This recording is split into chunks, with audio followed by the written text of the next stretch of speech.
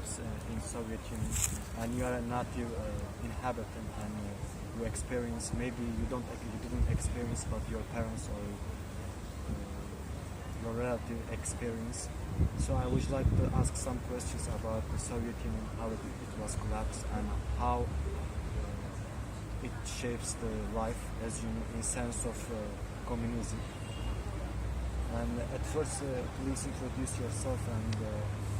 Okay, so my name is Lithuania, and I'm originally Lithuanian. And I was born in 1993 in Lithuania, which means it was already independent country.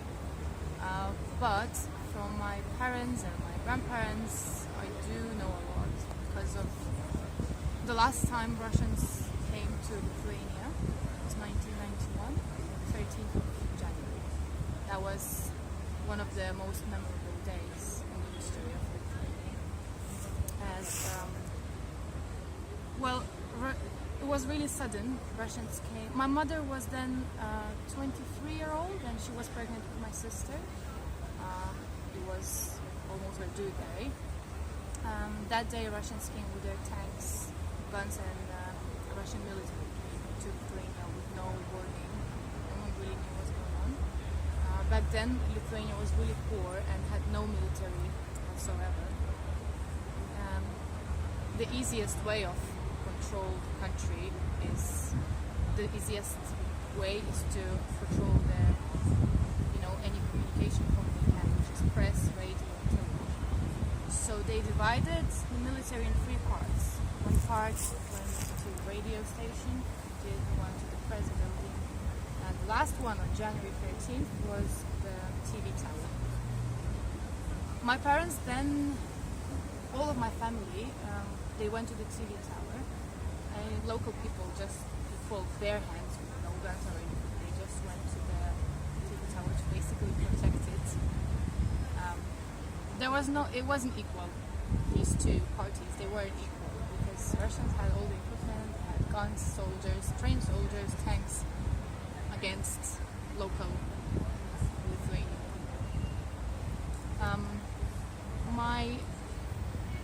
Anyway, that day 11 people died. One of them was really young. Tanks were just running over people because people were holding their hands, making a fence around the TV tower. And tanks wouldn't care, the Russian soldiers wouldn't care, they would just beat people up. People, for a few days before, people were trying to build some kind of fences, to defend from the tanks, but it wasn't really effective.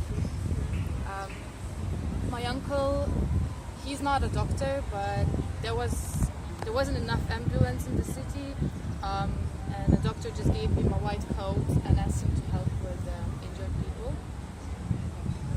My mom and my dad, my mom was really, really pregnant.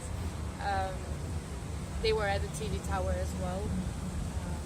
She found a flag on there, Lithuanian flag on the floor, dirty, mud. So she took it and hid it under the coat. And other Russian soldiers saw her, so they started beating her up with an iron stick, although she was pregnant. My other uncle, my mother's brother, he got deaf with one ear because of the heavy shooting from the tanks. Okay, let me ask Yes. another question. I would like you to say something about how the collapse of communism shaped the social life. I want you to talk about the social life, how it shaped. After the collapse. After the collapse of communism. It was I think first 5 years was quite difficult as after they announced the independence in Lithuania, after it was approved and agreed, it took a long while to build the country again because it was damaged. It was nothing. It was poor as the poorest country. But I think Lithuania was actually really fast with following up with Western Europe, and soon enough the government thing was pretty open. And the president was I think he was actually, but I think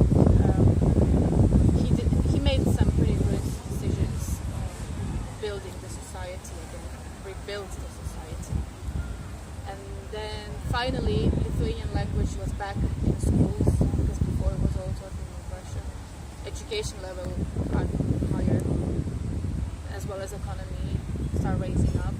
It's still, even now, after what 13 years, is the level of economy is still quite low, but I think it's following quite quickly. Yeah. So, is there any information that you would like to share with us? Well, I think the only fear the country still has is this might happen again. But even though it's a really small population and a really small country, but it kind of has an immunity for destruction. I mean, over the years, there's so many times, you know, it's just on this crossway that Russians and Germans were going back and forward, but it managed to keep its identity, and I think it has immunity for destruction. And still, people, I think they are in a fear of being next to this huge country that takes over half of the world, that this might happen again. Yes, but I don't know. So, as a last question, as you know, before the collapse, before the disintegration of the Soviet Union, there was a communism system in Lithuania. So, as far as you heard from your parents, is this communism system good or? No, I think from my parents' point of view, it's not necessary, and they do not agree with that. I think most of Lithuanian people were quite against it, except for old generations who were, you know, propaganda in Russia was really strong too, really strong. And for older generations, it actually made this effect that communism is actually a good thing. I think some of them do still believe it, Lithuanians. But now the younger generations, They don't agree with. no, they do not agree with it. Okay. Because it was all really, it was like a mask. Because what they were saying is not, you know, a communism is also a tool of control, but the way they were persuading it, it was in a really negative way. It didn't bring any good for any of the people in Lithuania. It didn't bring any good for the nation. It was trying to, it was like a way, slowly, step by step, without people noticing it. It was destroying the country by destroying its culture. Thanks for the interview.